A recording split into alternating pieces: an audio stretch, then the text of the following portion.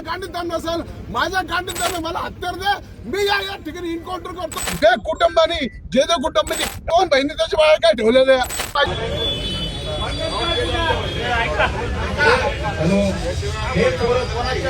सगळं सगळ्या गावाला माहितीये, सगळ्या गावाला हा कोण मादर चोर होता सगळ्याला माहितीये. कोणी येणार नाही, मी आज पण लिहून देतो. एक तर एवढेच लोक समजा कोणी येणार नाही. सगळ्यांची कान फाटती, सगळ्यांची कान फाटू राहिली नाव घ्यायला. कोणी असू द्या, अरे नाही सांगतो भाईचोक पुढे राहतो काय राहतो, कुणाला काय करणार आहे, काही शेटा वाकडा करत नाही. हे पण ते पण गावातले कोणीच काय करू शकत नाही. आज आमच्यावर बितली, आमच्यावर बितली, आमच्यावर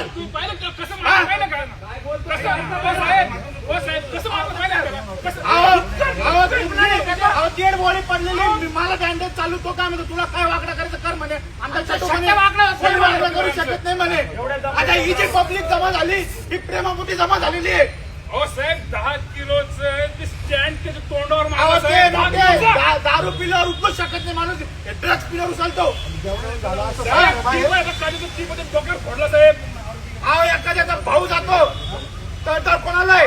4-5 दिवसामध्ये वय वर्ष फक्त 35 आहे. वय वर्ष फक्त 35. अहो मी गेलो, 10 वर्षाचा. मी गेलो तर मला काय म्हणे तू कर बहिणचोक मध्ये पाडणारा. हा ते ऐकतच नव्हते. अहो तुम्ही साले चोवीसवर जा कशावर जा धक्काबुक्की करता ते. आता याला म्हणतो तुला पाहता आलं, तुला पाहतो आमच्या बोकांडी मध्ये संरक्षण प्रदान करू द्यापासून मला पोलिसाच्या समोर पोलीस होते. व्यापाऱ्याला प्रत्येकाला तुम्ही ना बंदुकीचं लायसन दिलं पाहिजे. कस काय धंदे करायचे. उद्या या साहेबांना मारलं होतं दुकानात जाऊन मारलेलं आहे. साहेब 50 लाख रुपये टॅक्स भरत मी माझ्या भावाचा अंतिम करणारच नाही. इथंच ठेवलं जाणार ते. त्याला श्वास घ्यायला नाही तेवढा श्वास घ्यायला भांडण झालं काय म्हणजे ठरवून झालेला प्रिप्लॅन आहे. बंटी सारख्या अतिरेक्याला सोबत मांडीला मांडी लावून प्रचार करणारा ह्याला वाईट हे वाटलेलं आहे का बंटी जागीरदारची हत्या झाली आणि ह्यांना त्याच्यात आरोपी का नाही केलं. का बंटी याचा भाऊ आहे या आमदारचा, सगळा सपोर्ट याला तिने केला. करण ससायला सगळा सपोर्ट बंटी जागीरदारने केला.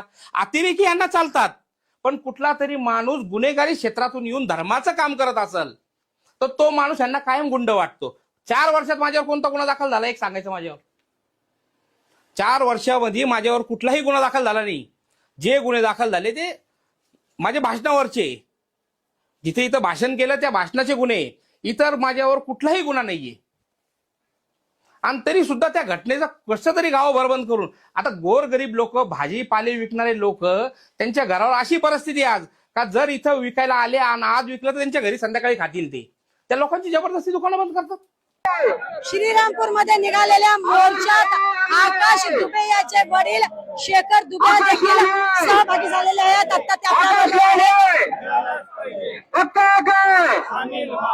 आता आकाश बरोबर झालेली घटना अतिशय दुर्दैवी आणि निंदनीय घटना आहे. एका बापाच्या काळजाचा पुतळा गेलेला आहे. आज त्याला न्याय मिळावा म्हणून मोर्चा काढण्यात आलेला आहे. तुम्ही या मोर्चात सहभागी झालेले आहे. आता तुमची काय मागणी असणार आहे?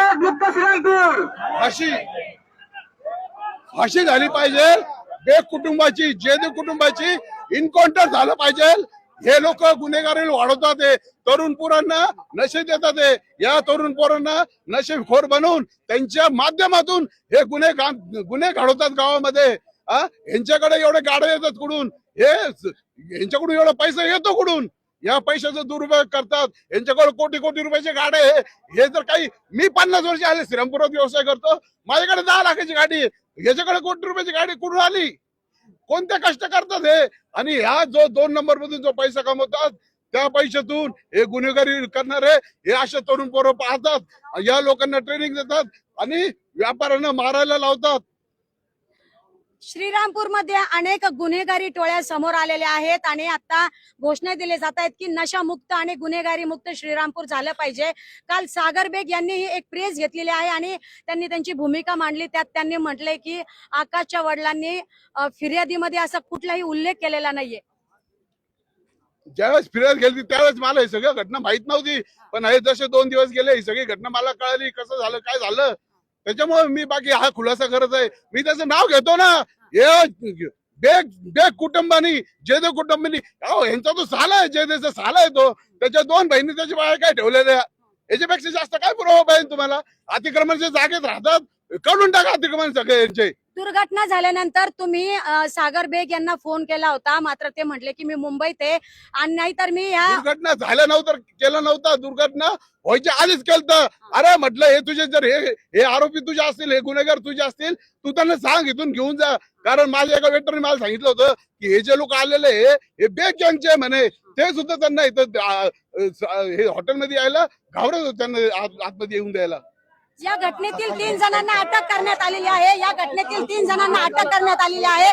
मात्र आता मास्टर माइंडवर मकोका लावण्यात यावा यासाठी हा मोर्चा काढण्यात आलेला आहे. लोक इतकं नाही, त्यांचं एन्काउंटर करा तुम्ही. माझ्या गांडीत दम नसेल, माझ्या गांडीत दम आहे, मला हत्यार द्या, मी या ठिकाणी एन्काउंटर करतो. बेग कुटुंबानी जयदेव कुटुंबानी 2 बहिणी त्याच्या बाहेर काय ठेवलेल्या पाहिजे. हे लोक गुन्हेगारी वाढवतात, ते तरुण पोरांना नशे देतात, ते या तरुण पोरांना नशेखोर बनवून त्यांच्या माध्यमातून हे गुन्हे घडवतात गावामध्ये. यांच्याकडे एवढे गाड्या येतात कुठून, हे यांच्याकडून एवढा पैसा येतो कुठून? या पैशाचा दुरुपयोग करतात. यांच्याकडे कोटी कोटी रुपयाची गाडी आहे. हे जर काही, मी 50 वर्ष आले श्रीरामपुरात व्यवसाय करतो, माझ्याकडे 10 लाखाची गाडी, याच्याकडे कोटी रुपयाची गाडी कुठून आली? कोणते कष्ट करतात हे? आणि ह्या जो 2 नंबर मध्ये जो पैसा कमवतात, त्या पैशातून हे गुन्हेगारी करणारे हे असे तरुण पोरं पाहतात, या लोकांना ट्रेनिंग देतात आणि व्यापाऱ्यांना मारायला लावतात. श्रीरामपूरमध्ये अनेक गुन्हेगारी टोळ्या समोर आलेल्या आहेत आणि आता घोषणा दिली जात आहेत की नशामुक्त आणि गुन्हेगारी मुक्त श्रीरामपूर झालं पाहिजे. काल सागर बेग यांनी एक प्रेस घेतलेली आहे आणि त्यांनी त्यांची भूमिका मांडली. त्यात त्यांनी म्हटले की आकाशच्या वडिलांनी फिर्यादीमध्ये असा कुठलाही उल्लेख केलेला नाहीये. ज्यावेळेस फिर्याद गेली त्यावेळेस मला ही सगळी घटना माहित नव्हती, पण हे जसे 2 दिवस गेले ही सगळी घटना मला कळली, कसं झालं काय झालं. त्याच्यामुळे मी बाकी हा खुलासा करत आहे. मी त्याचं नाव घेतो ना, हे बेग कुटुंबानी जयदेव कुटुंबानी, अहो यांचा तो साला आहे, जयदेवचा साला आहे तो. त्याच्या 2 बहिणी त्याच्या बाहेर काय ठेवलेल्या, याच्यापेक्षा जास्त काय पुरावा पाहिजे तुम्हाला? अतिक्रमणाच्या जागेत राहतात, काढून टाका अतिक्रमण सगळे यांचे. दुर्घटना झाल्यानंतर तुम्ही सागर बेग यांना फोन केला होता, मात्र ते म्हटले की मी मुंबईत आहे आणि नाहीतर मी ह्या दुर्घटना झाल्या नव्हतं, केलं नव्हतं. दुर्घटना व्हायच्या आधीच केलं. अरे म्हटलं हे तुझे जर हे आरोपी तुझे असतील, हे गुन्हेगार तुझे असतील, तू त्यांना सांग इथून घेऊन जा. कारण माझ्या एका वेटरने मला सांगितलं होतं की हे जे लोक आलेले हे बेग गँगचे म्हणे, ते सुद्धा त्यांना इथं हे हॉटेलमध्ये यायला घाबरत होते, त्यांना आतमध्ये येऊन द्यायला. या घटनेतील तुम्हाला सांगतो, एखाद्या वडिलांची काय भावना असते, तुम्ही माझी भावना विचारता. माझ्या समोर जर कोणाच्या गांडीत दम नसेल, माझ्या गांडीत दम आहे, मला हत्यार द्या, मी या ठिकाणी एन्काउंटर करतो, मला भाषे द्या. हे सगळ्यांचे एन्काउंटर मी करतो. जर कायद्यात होत नसेल तर कायद्याच्या बाहेर जाऊन आम्ही करू. आपण मला न्याय द्या, माझ्या मुलाला न्याय द्या, एवढीच विनंती मी सगळ्यांना करतो. सगळ्यांचे आभार मानतो माझ्यासाठी तुम्ही या ठिकाणी सगळे आले, माझी भावना समजून.